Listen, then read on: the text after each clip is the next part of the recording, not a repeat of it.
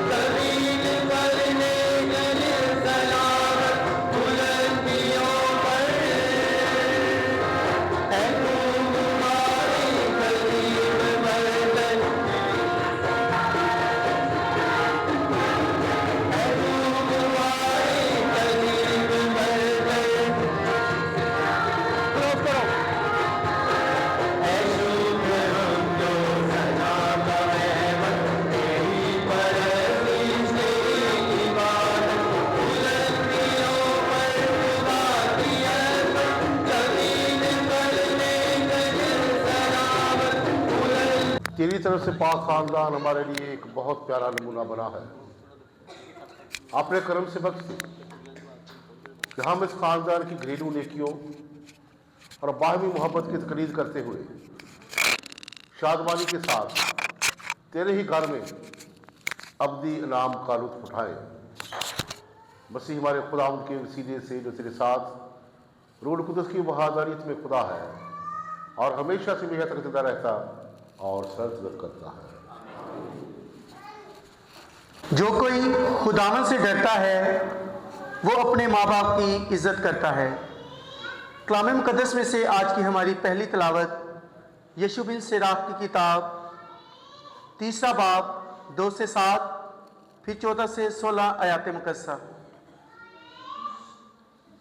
ऐ बच्चों, अपने बाप की बातें सुनो और उन पर अमल करो ताकि तुम रिहाई पाओ। खुदावन ने बाप को औलाद के लिए मोअज़्ज़िज़ किया और बेटों पर माँ के इख्तियार की तस्दीक की। जो अपने बाप की इज्जत करता है वो अपने गुनाहों का कफारा देता है और उनसे बाज रहता है और हर रोज़ उसकी दुआ कबूल की जाएगी। और जो कोई अपनी माँ की इज्जत करता है वो उसकी मानिद है जो खजानों का ज़ख़ीरा रखने वाला हो। जो अपने बाप की इज्जत करता है वो अपनी औलाद से खुश होगा और दुआ करने के दिन उसकी सुनी जाएगी। जो अपने बाप का अदब करता है उसके आयाम दराज हो जाएंगे और जो अपनी माँ को राहत देता है वो खुदावंद की फरमाबरदारी करता है। बेटा, अपने बाप के उसके बुढ़ापे में मदद कर और इसकी ज़िंदगी में उसको गमगीन ना कर, और अगर उसकी अकल कमज़ोर हो जाए तो उसको मज़ूर रख और अपनी कुव्वत की कसरत में उसकी हिकारत ना कर, क्योंकि बाप की मदद फरामोश ना की जाएगी और उनके कसूरों की बर्दाश्त के लिए तुझे अच्छी जज़ा दी जाएगी। पाक कलाम के पढ़े सुने और समझे जाने पर खुदावंद की बरकत हो।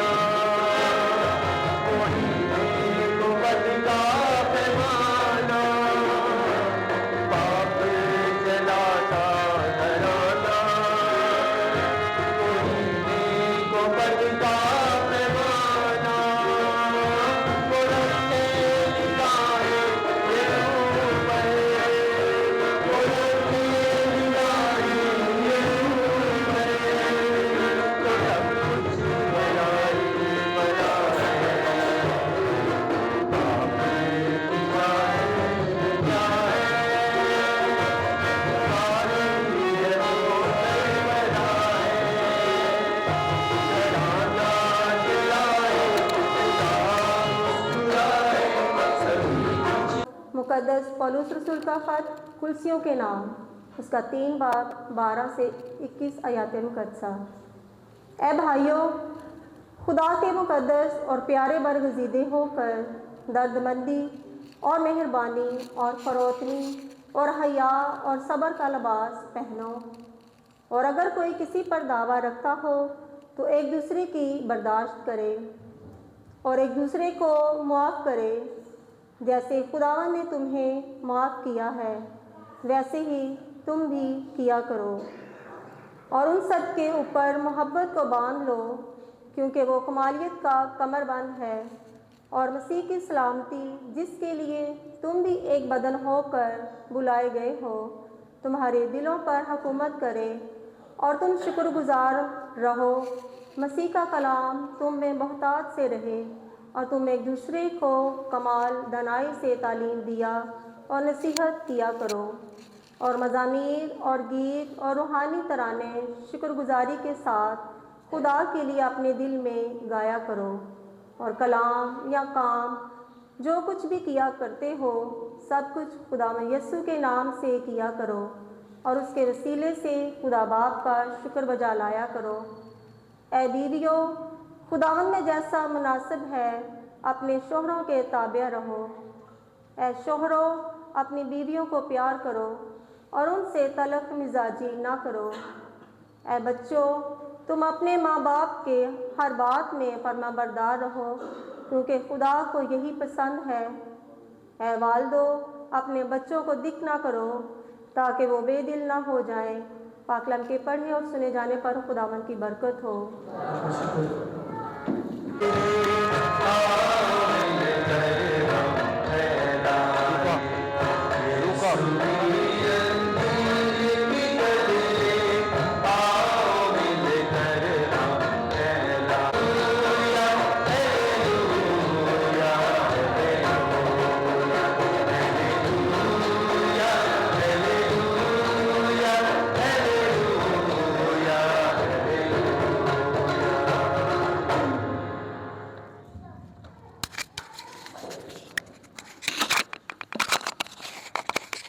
खुदावंद आपके साथ हूँ। अंजील मुकद्दस लूका के मुताबिक।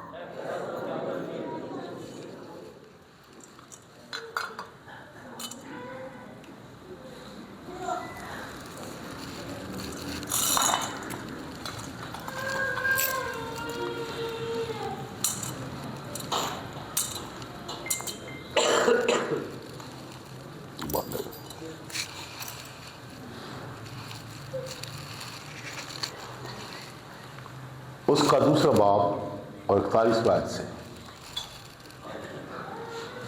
यीशु के वालिदैन हर साल ईद फसा पर यरूशलेम को जाया करते थे, और जब वो 12 वर्ष का हो गया तो वो ईद के दस्तूर के मुताबिक यरूशलेम को गए। और जब इन दिनों को पूरा करके लौटे तो वो लड़का यीशु शागिर्दों यरूशलेम में रह गया, मगर उसकी माँ बाप को खबर ना थी, बल्कि वो ये समझ कर कि वो काफिला में है, एक मंजर निकल गए और उसे अपने रिश्तेदारों और जान पहचानों में ढूंढने लगे, और ना पाकर उसकी तलाश में यरूशलेम को वापस गए। उन्होंने 3 दिन के बाद उसे हैकल में उस्तादों के दरमियान बैठा उनकी सुनते और उनसे सवाल करते पाया, और जितने उसकी सुन रहे थे उसकी समझ और उसके जवाबों से मुताज्जुब थे, और वो उसे देखकर हैरान हुए। और उसकी माँ ने उससे कहा, बेटा तूने हमसे ऐसा क्यों किया? देख तेरा बाप और मैं उड़ते हुए तुझे ढूंढते थे। उसने उनसे कहा, तुम मुझे क्यों ढूंढते थे? क्या तुम्हें यह ख्याल ना था कि वो जरूर अपने बाप के घर में होगा? मगर जो बात उसने उनसे कही वो उसको ना समझे। तब वो उनके साथ रवाना होकर नासरत में आया और उनके ताबे रहा, और उसकी माँ ने ये सब बातें अपने दिल में रखी। और यीशु हिकमत और कदो कामत में और खुदा और आदमियों की मकबूलियत में तरक्की करता रहा। जिन्हें पाक सिरे से हम सब की किताब उठाई जाए।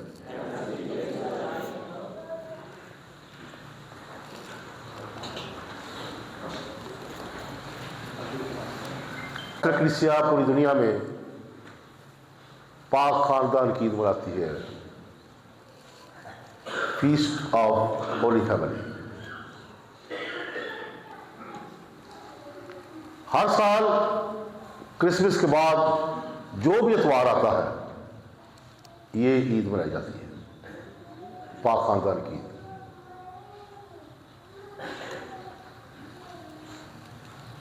लाजुम बात है कि हमें चंद दिन हमने यीशु मसीह के जन्मदिन की ईद मनाई। जब किसी के यहाँ कोई बेटा या बेटी होती है तो उसके वालिदैन का जिक्र भी साथ में आता है। हाँ, किसके बेटा हुआ या किसके बेटी हुई।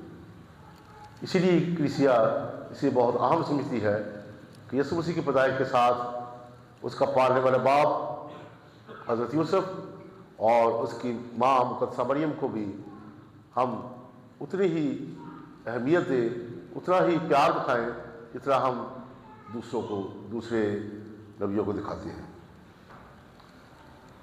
ये छोटा सा खानदान हमारे खानदानों के लिए एक बेहतरीन नमूना है।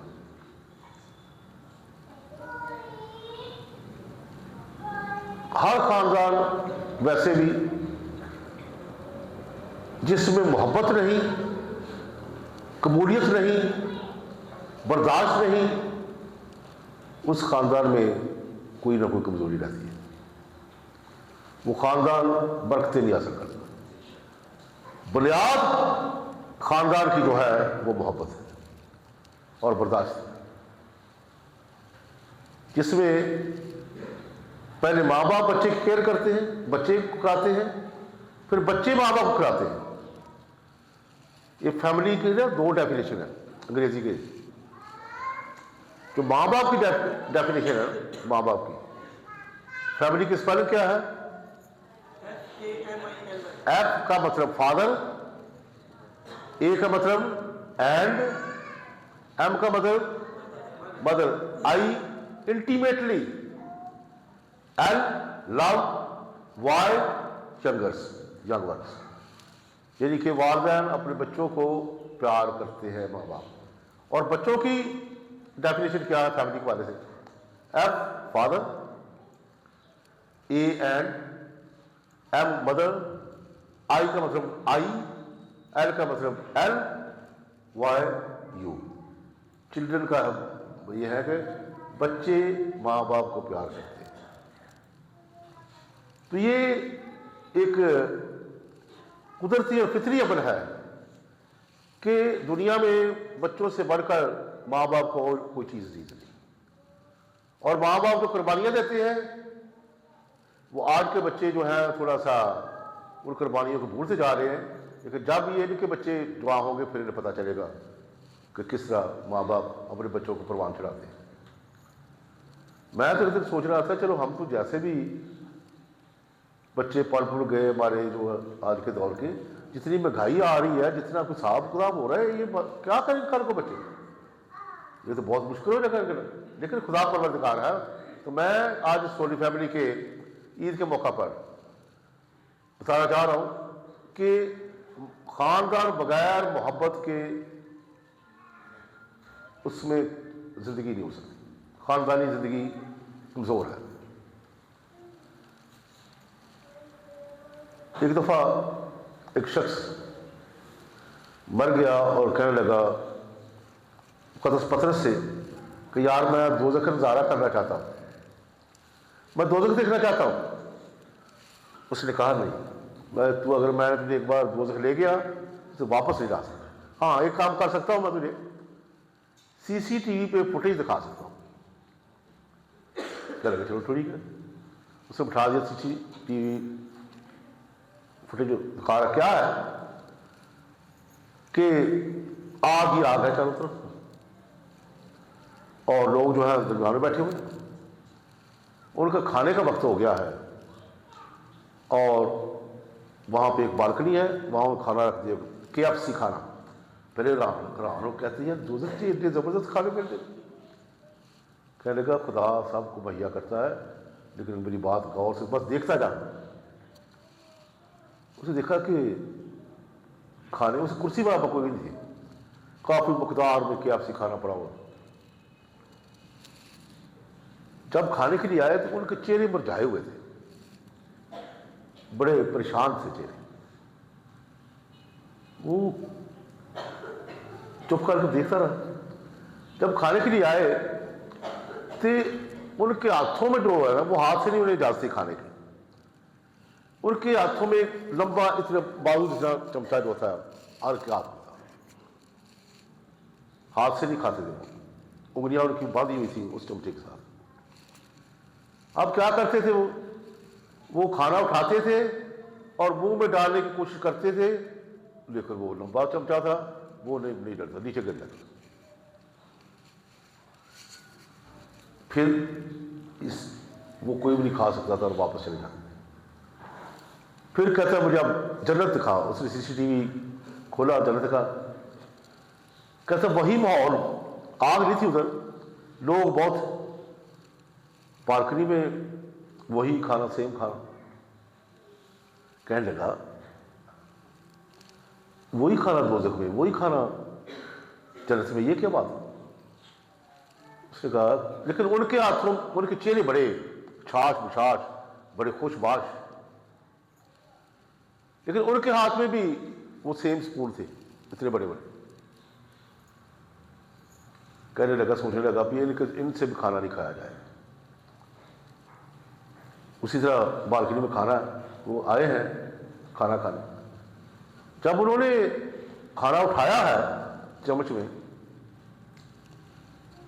तो एक दूसरे को खिला रहे हैं।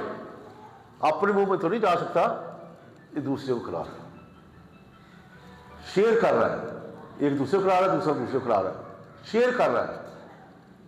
और वो खानदान था जो हेमनी खानदान जिसे कहते हैं, आसमानी खानदान, जिसमें एक दूसरे की शेयर किया जाता है, एक दूसरे की केयर की जाती है और एक दूसरे के बारे में सोचा जाता है।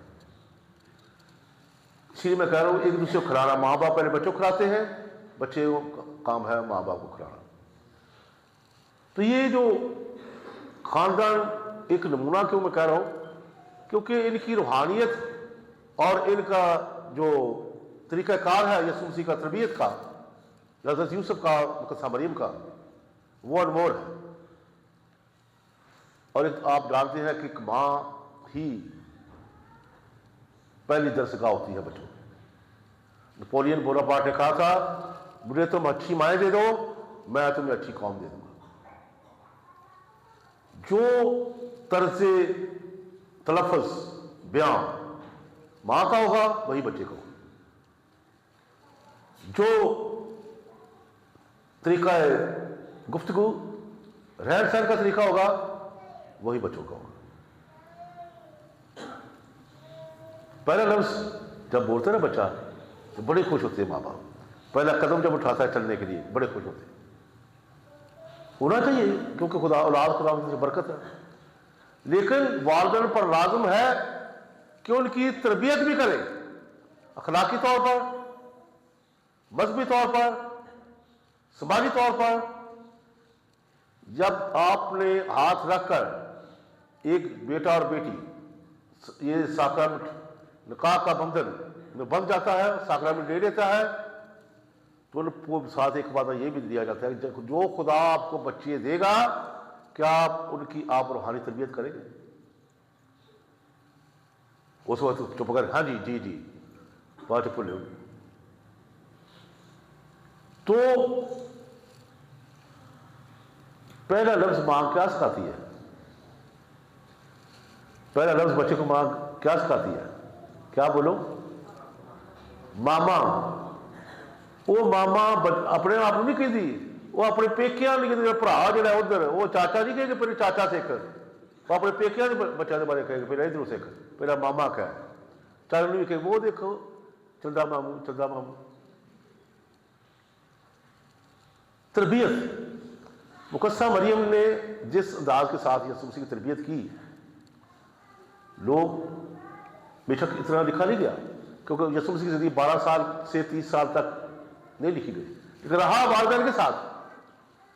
आपका क्या ख्याल है, को तरबियत नहीं करता सी ली होगी और उसकी मदद नहीं करता होगा हज़रत यूसुफ के साथ दुकान पर? अगर यीशु मसीह ने सलीब पर यह कहा है, ऐ बाप इन्हें माफ कर क्योंकि ये नहीं जानते कि क्या करते हैं, ना जाने माँ मरियम ने कितनी बार, जब छोटा सा यीशु बच्चा होता, बच्चों में डाल उड़ के आता, माँ मरियम कितनी बार कहती बेटा माफ किया ना, माफ करना बड़ी अच्छी बात, क्योंकि माँ की जो छाप है वो हर तरह से बहुत गहरे तरीके से बच्चों पर होती है। इसी तरह हजरत यूसुफ भी, जिस तरह माँ मरियम को लोग बातें करते थे तो यूसुफ को बातें करते थे, लेकिन लिखा वो रास्तबाज था, उसने लोगों की बातों पर ध्यान नहीं किया। रास्तबाज, मेहनती। देखिए जब उन्हें खतरा हुआ मिस्र को भाग गए बच्चे को लेकर, वो तो इतना आसान नहीं था सफर करना, यानी कि एक पालने वाले बाप होने की तरह उसने बड़ा अच्छा अपना फर्ज निभाया। और मां मरियम की तो तरबियत में कहीं भी कोई ऐसी कमी नहीं है, क्योंकि आज के दौर में आपका खानदान हजरत यूसुफ है और आपकी अम्मा जो है बच्चों की अम्मा वो मां मरियम। अब मैं ये क्यों कह रहा हूं, क्योंकि आप नमूने हैं, जिस तरह काम वालिदैन करते हैं बच्चे उस तरह देखते हैं मजहब को। अगर ऐ हमारे बाप की दुआ बच्चे को पढ़ा रहे हो, सिखा रहे हो या स्कूल में सीख रहा है, तो उसके ज़हन में कौन सा बाप है? वो जो उसके सामने, जो घर में है, उसे अभी आसमानी बाप की तो खबर ही नहीं। अगर बाप लड़ता है, गालियां निकालता है, शराब पीता है, नशे करता है, बच्चों को मारता है, बीवी को डांटता है, तो उनके ज़हन में, बच्चों के ज़हन में यही होगा शायद, जिसे आसमानी बाप कहते हैं, वो भी ऐसा ही होगा। जब सलाम मरियम की दुआ सिखाते हैं, अगर माँ बच्चों को मारती है, अपने खामन से डरती है, गालियां बकती है, तो बच्चे के ज़हन में यही होगा शायद माँ मरियम जिसे कहते हैं मेरी माँ की तरह हो। मेरी बात समझे? यानी कि आप नमूने हैं इन दोनों के, एक पाक खानदान के। अगर आप अच्छा नमूना देंगे तो बच्चों के ज़हनों में अच्छी मसीह कदरें मुर्द करो। मत ख्याल करो कि मैं कोई ऐसा बुरा काम करता हूं घर में तो बच्चों पर असर नहीं होता। आजकल तो यहां तक साइंस ने कह दिया है, बच्चा अगर मां के पेट में भी हो तो उसका असर महसूस करता है, अंदरूनी असर महसूस करता है, माँ बाप के लड़ाई झगड़े और हर तरह के तरीके। आज के दौर में देख लो, ये जो निकाह का बंधन है ये पाक और पवित्र है, और ये वो साक्रामेंट है जो खुदा ने सबसे पहले बनाया। कितना पवित्र है, कितना पाक है, और खुदा ने इस साक्रामेंट को बरकत दी है। आज के दौर में कितना कमजोर हो गया, दो बीवियां, तलाक। मसीहत में तलाक नाम की चीज ही नहीं। तलाक ये कोई चीज नहीं है। असल में कौन जोड़ता है इनको? खुदा जोड़ता है। जब निकाह के बंधन में खुदा जोड़ता है। आपने कसमें खाई है बाइबल पर हाथ रखकर और वो भूल जाते हैं। खुदा जोड़ता है, इंसान नहीं जोड़ता। ना को फादर, ना को बिशप, ना को पादरी, ना को बाबू। वो तो कलीसिया की तरफ से गवाह होते हैं। इसीलिए क्या है, जिसे खुदा ने जोड़ा है उसे इंसान जुदा ना। लेकिन आजकल तो ये बंधन बहुत कमजोर होता नजर आ रहा है। पाक खानदान से सीखिए। आज के दौर में इनफरादियत बहुत बढ़ रही है। बच्चे कहते हैं माँ बाप को की पता है, ये पुराने दौर दे ना इन्होंने कुछ पता, असि कंप्यूटर दौर की पैदाइश। लेकिन याद रखें, यीशु मसीह खुदा भी था, इंसान भी था। क्या लिखा है? माँ बाप के ताबे रहा। और आज की पहली तिलावत तशरीह शरह से ली गई है वालिदैन के बारे में और बच्चों की बारे में बताया गया कि बच्चे अपने वालिदैन के ताबे रहे। अगर आप वालिदैन को खुश करते हो तो खुदा को खुश करते हो। और ये किताब यहूदियों की बहुत ही अखलाकियात की किताब थी, इसे स्कूलों में पढ़ाया जाता था, जिसमें किस तरह ज़िंदगी बसर करनी है, किस तरह रहना सहना, इसमें ये वसीयतें दी गई। और आज दूसरी तिलावत परूस रसूल जो वो 7 किस्म के कपड़े कहता है, 7 किस्म के कपड़े। ये आपने कभी साल सुनी है? कोई ऐसी चवल की गल करे कि तेरे 7 कपड़े अग ला दो, सुना कभी 7 कपड़े अग? मैं सोचता 7 कपड़े क्यों पाई देने?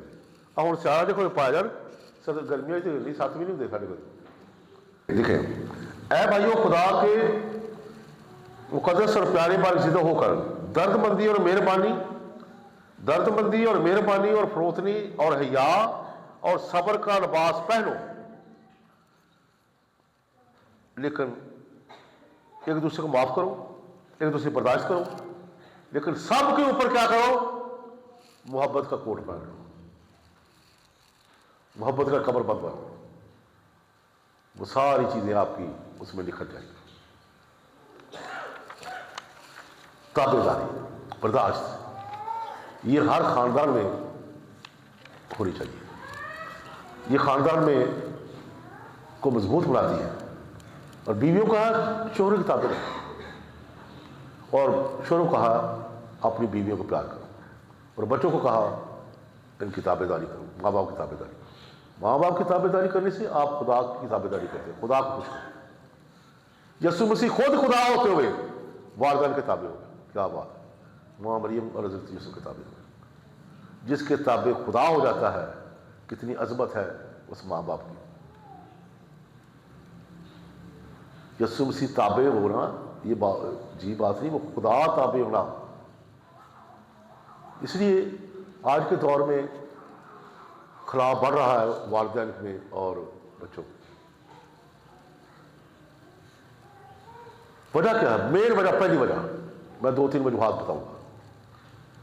बच्चों को टाइम ना देना, बच्चों को टाइम ना देना।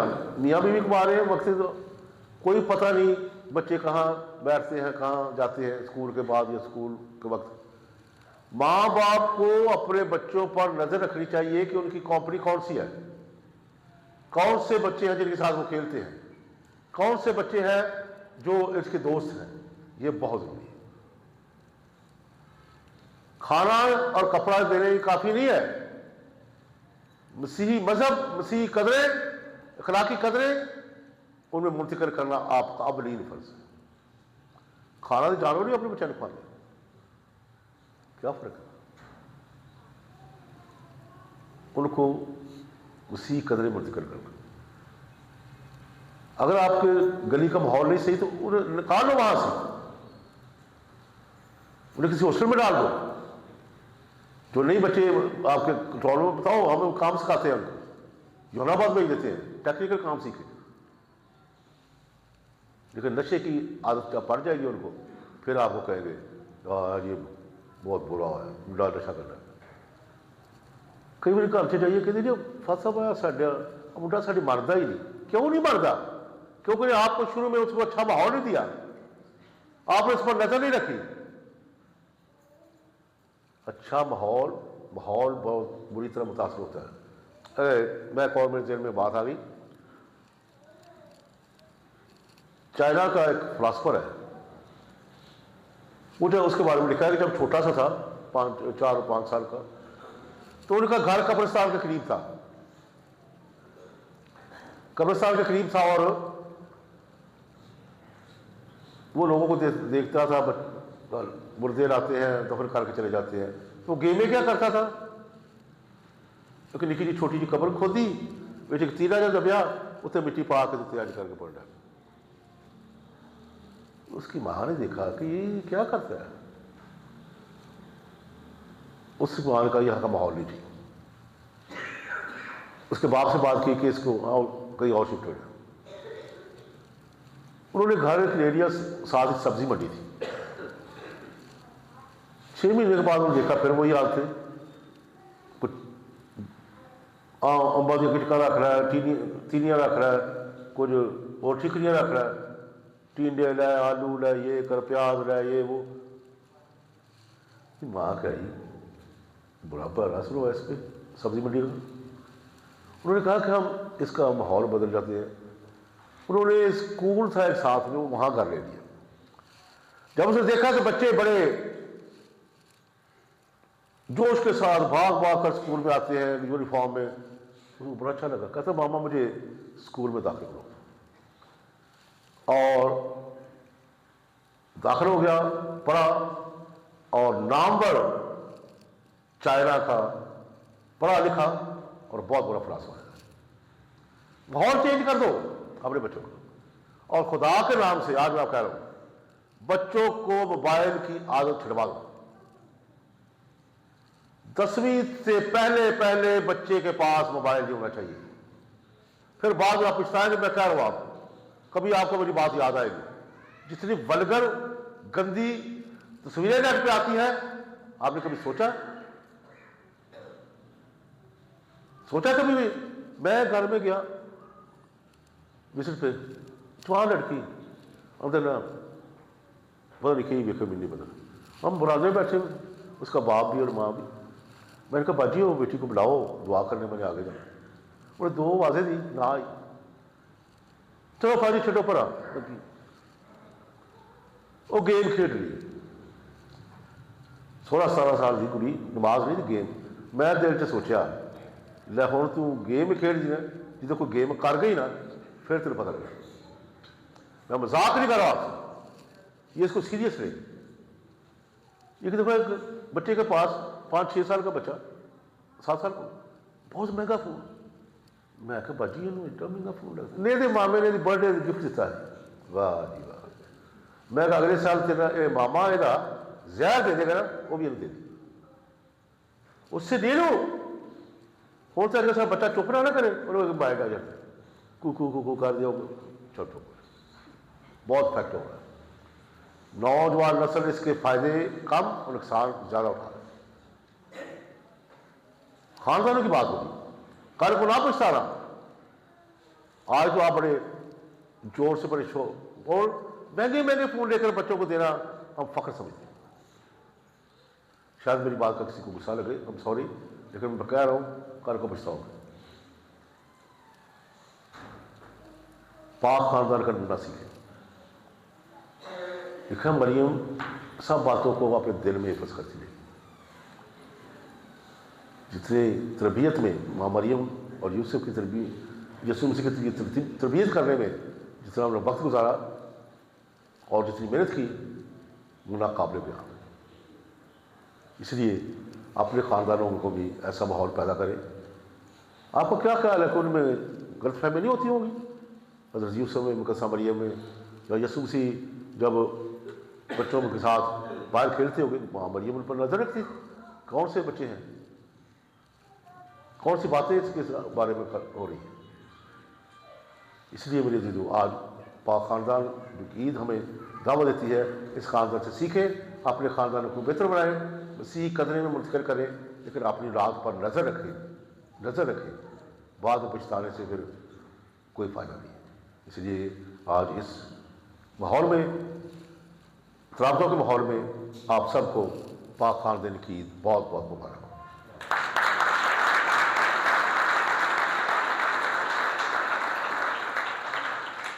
आए हम सब खड़े हैं। सब मिलकर रसूलों का किताब, रसूलों का किताब।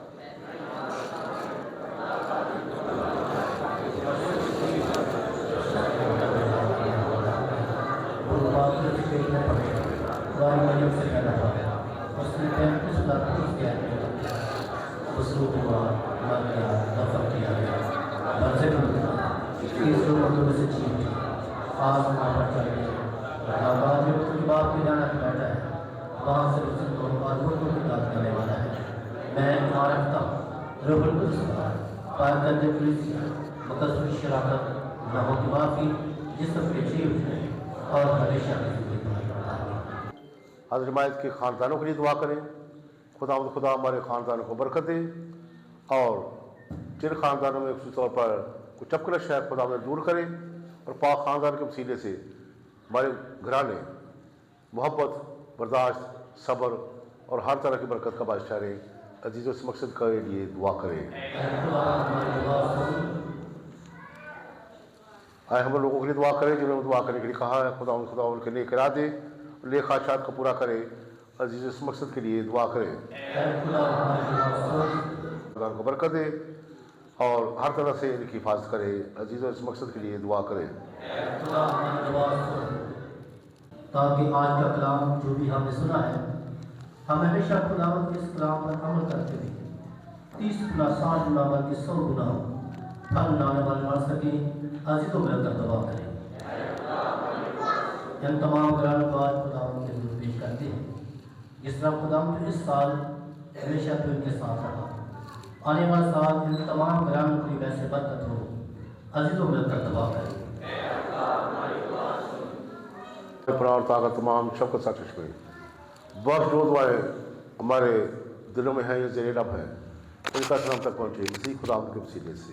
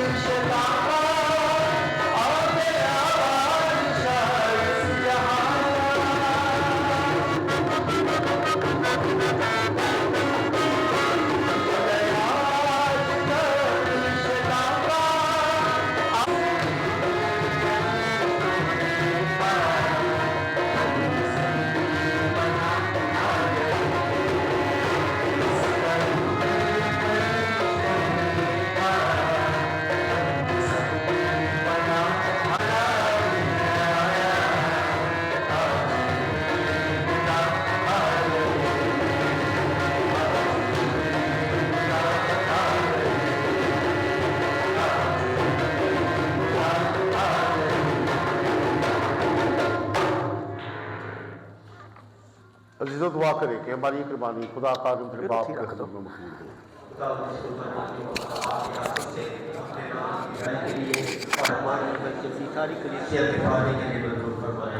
हम दुआ मांगे। ऐ खुदा हम कफारे की कुर्बानी तेरे हजूर गुजराते हुए तुझसे मिन्नत करते हैं कि खुदा की कुंवारी माँ और मुकद्दस यूसुफ की सिफारिशों की बदौलत तो हमारे घरानों को अपने फजल और सलामती में हमेशा कायम रख, मसीह हमारे खुदावंद के वसीले से। खुदावंद आपके साथ हो। हम खुदावंद की तरफ ध्यान लगाएं। हम खुदावंद अपने खुदा का शुक्र करें। ये वाकई वाजिब और नहायत मुनासिब है उस बाप कि हमारा वक्त हर जगह तेरा शुक्र अदा करे। तेरे कलमा के इंसान बनने पर हमारे दिल तेरे नूर की नई चमक से मुनव्वर हुए, ताकि हम उसे ज़ाहिरी सूरत में देखकर खुदा जाने और आलम गैब की मोहब्बत की तरफ माइल हो। इसलिए हम फरिश्तों और आसमान के तमाम बशिंदों के साथ ये कहते हुए तेरी हमदो सना करते हैं।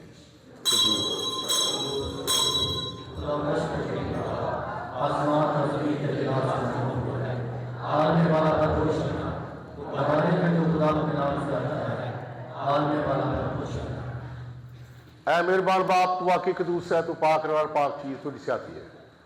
हमारी दुआएं कबूल फरमा, पाक रूह को भेज, ताकि ये रोटी और मैं पाक और मुतबरक हो और हमारे खुदावंद यीशु मसीह का बदन और खून बने। उसे दुख सहने के तैयार होकर आपने आखिरी खाने के मौका पर रोटी दी, उसे शुक्र किया, रोटी तोड़ी और ये कहकर अपने शागिर्दों को दी कि तुम सब इसमें से लो और खाओ, ये मेरा बदन है जो तुम्हारे लिए दिया जाएगा।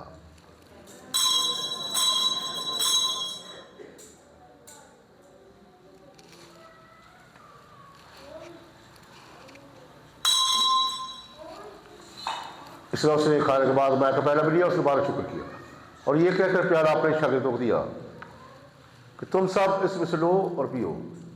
नए रब दिया कि ये मेरे खून का प्याला है जो तुम्हारे बल्कि बहुत से लोग गुनाहों की माफी के लिए बहाया जाएगा। मेरी याद में यही किया करो।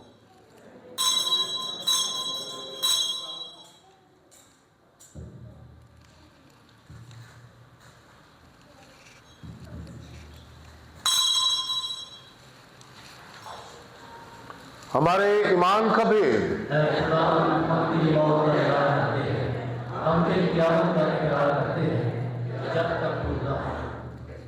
बस अब आप हम तेरे बेटे के मरने और जूते को याद करते हैं। हम जिंदगी की रोटी और निजात के प्याला तेरे आगे पेश करते हैं। हम तेरा शुक्र अदा करते हैं कि तूने हमें सलाहिक समझा कि तेरे सामने हाजिर होकर तेरी इबादत करें। हम आरज़ी के साथ जा करते हैं। बख्श दे कि हम मसीह का बदन और खून लेकर रूह कुदस की तासीर से आपस में एक बने। आए खुदा अपनी कलीसिया को याद कर और साथ में रूहानी बाप पोप फ्रांसिस, हमारे बिशप साहबान और अपने सब खादमों को याद कर। हाजिर मायत के साथ हो तेरी कलीसिया तमाम दुनिया फैली हुई है, उसे कामिल मोहब्बत अता फरमा। हमारे भाइयों बहनों बच्चों पर नजर कर जो ड्यूटी की रखते भी सो गए हैं, नीज तमाम लोगों को याद कर उनका रोशनी में पूर्ण फरमा।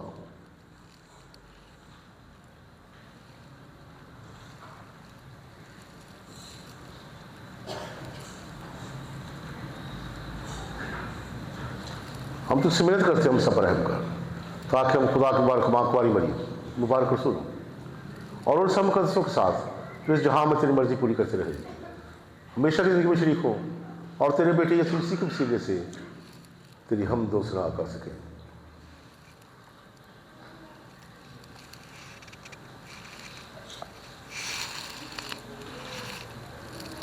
उसी के जरिए, उसी के साथ और उसी में तुझ कादिर मुतलक खुदा बाप को रूह कुदस की वहादारियत में कामिल इज्जत और ताज़ीम शाया है हमेशा से हमेशा तक। हम अपने जादर से हिदायत पाकर पूरे ईमान और भरोसे के साथ उसी तरीके से दुआ करें जिस तरह खुदा ने हमें सिखाया है।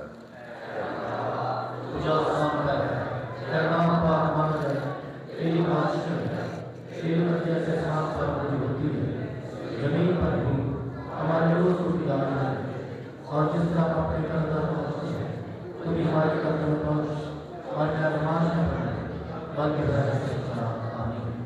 आए खुदा हम तुझसे मिन्नत करते हैं, हमें सब बदियों से बचा, इन दिनों में सलामती बख्श, ताकि हम तेरी शफ़क़त की तौफ़ीक़ से अपनी मुबारक उम्मीद के पूरे होने और मसीह के आने का इंतज़ार करते हुए हर वक्त गुनाहों से आज़ाद और मुसीबत से महफूज रहें। अमन सुरार सलामती की दुआ करें। सलामती अपने घरानों की, अपने ख़ानदानों की, और सलामती अपने मुल्क की। आए खुदा यीशु मसीह तूने अपने सुरों से कहा कि मैं तुम्हारे पास सलामती छोड़ी जाता हूँ, मैं अपनी सलामती में देता हूँ। हमारे गुनाहों पर नहीं बल्कि कलीसिया के मान पर नजर कर, और वो सलामती साथ बख्श जो तेरी मर्जी के मुताबिक है। खुदावंद की सलामती हर वक्त आप पर हो। हम एक दूसरे की सलामती चाहें।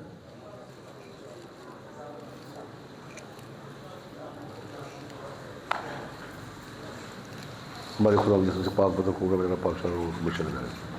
आए खुदा के बरे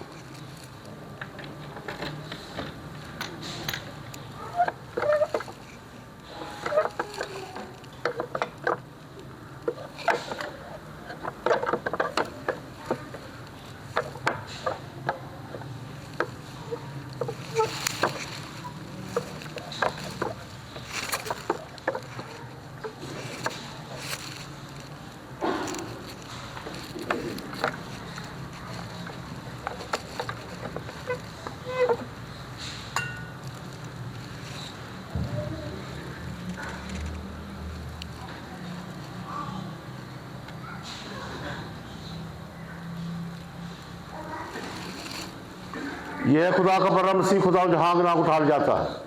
मुबारक है हम सब जो इसकी ज़ियाफ़त में बुलाए गए।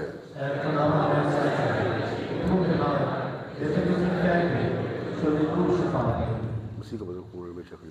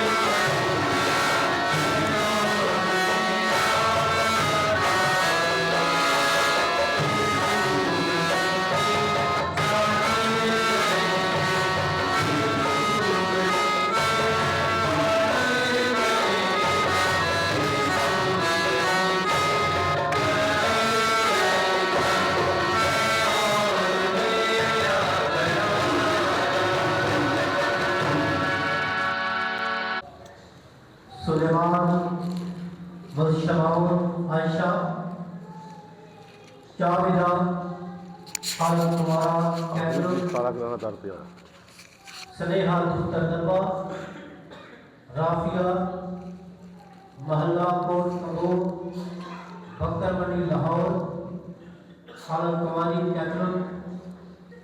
अगर इनके निकाह में कोई ऐसी रुकावट या ऐसी बात जिसकी वजह से ये निकाह नहीं हो सकता, बाबूजी या फादर जी को इत्तला दे सकते हैं। आम हालात 31 दिसंबर 2024 बरोज मंगल रात 10:30 बजे शुक्रगुजारी की आबादी होगी। आप सबको पता है कि नए साल वाले दिन बरोज बुध को छुट्टी नहीं है। मर्द हजरात के लिए ये बहुत अच्छा मौका है, वो रात की इबादत में शामिल हो, खुदावंद का शुक्र अदा करें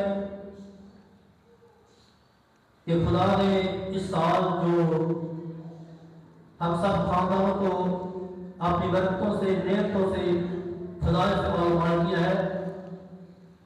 रात 10:30 बजे की इबादत में हम उन तमाम बरकतों का फजाइल का शुक्र अदा करेंगे। तो मर्द हज़रात शाम की जो रात की इबादत है उसमें शामिल हो सकते हैं। ये इबादत मंगल बरोज मंगल रात 10:30 बजे होगी और आप सब इस इबादत में शामिल होकर खुदा से बरकत हासिल कर सकते हैं। जो सुबह की इबादत है, नए साल की इबादत, वो भी सुबह 10:30 बजे उसका आगाज होगा और ये तकरीबन 2 बजे तक इबादत का सिलसिला जारी रहेगा। तो आप उन तमाम खानदानों को इत्तला दे सकते हैं जो आज या इस वाले दिन खुदा के घर नहीं आए, उन तमाम खानदान को इत्तला दें कि नए साल की जो इबादत है वो सुबह 10:30 बजे होगी। Thank you. और आदमजाद के दरमियान चला फिरा, हम दुआ मांगे। ऐ नहायत मेहरबान बाप, तू हमें ऐसी आसमानी चीज़ें बख्श कर रूहानी सेहत अता करता है। ये भी नायत फरमा कि हम हर वक्त पाक खानदान का नमूना अपनी निगाहों के आगे रखते हुए उन 3 मुबारक हस्तियों की पैरवी करके इस दुनिया की मुसीबतों सब्र के साथ सहने के बाद इन्हीं की दायमी रफाकत की शादमानी हासिल करें, मसीह मारे खुदावंद के वसीले से। खुदावंद बरकत आप सब पर नाज़िल हो। एक गवाही है, मेरे बरकत के बैठे एक गवाही देना चाहते हैं। 302 के साथ मर्डर केस, तो मुझसे वो भी क्या हुआ था, तो मैंने खुदा से माफ़ी मांगी और खुदा ने मुझे उस केस में बरी किया। वो केस था मेरा कि मेरे रिलेटिव के मेरे दोस्तों क्या कहते थे कि ये बहुत मुश्किल सुबह भी हो सकती है, लेकिन मेरा खुदा ने बहुत बड़ा है, उससे दिल से मांगो वो सुनता भी है। और खुदा ने मुझे उस केस में बरी किया है, मर्डर का केस था और मैंने हुक्म सुना करता। हुक्म में सिर्फ 2-3 चीज़ों के लिए सजाए मौत होता है बंदा, जहाँ उम्र कैद या 25 साल, फाइनली उसकी सजा 25 साल है। लेकिन मैंने खुदा से माफ़ी मांगी और तौबा की, खुदा ने मेरे